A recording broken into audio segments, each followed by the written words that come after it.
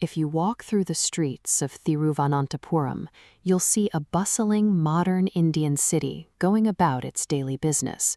But rising right in the middle of that modern infrastructure is the Sri Padmanabhaswamy Temple, an ancient architectural anomaly built over a locked subterranean hoard. For centuries, the deep vaults beneath the temple were strictly off-limits. That changed in 2011 when the Indian Supreme Court ordered the state to open the chambers and take a proper inventory of the assets. Inside a chamber known as Vault A, auditors found solid gold idols, sacks of loose diamonds, and hoards of ancient Roman coins.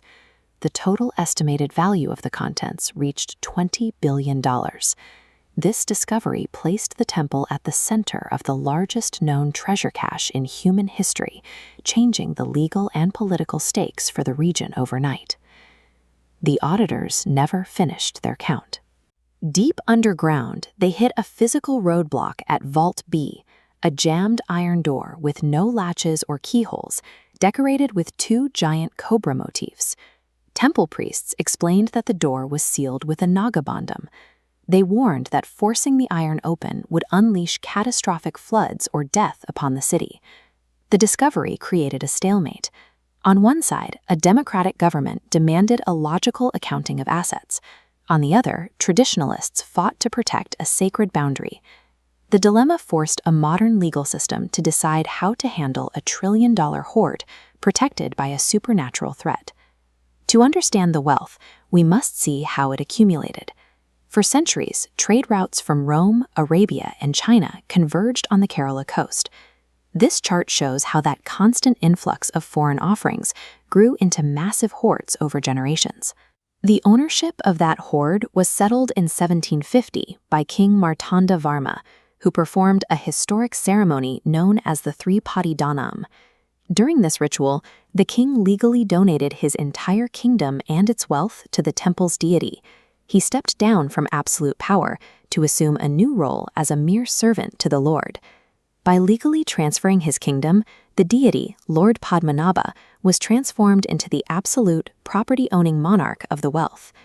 That 18th century contract held up until India became a newly independent republic in 1949, creating a legal crisis over who controlled the assets of the former royal kingdoms. This diagram outlines the 1949 covenant. The deity is placed at the top as the sole owner. A line connects down to a subordinate box for the royal family, designated as Shabates, giving them only management rights, not ownership. This arrangement was challenged in 2020 when the state government attempted to strip the royal family of their management rights and take over the temple.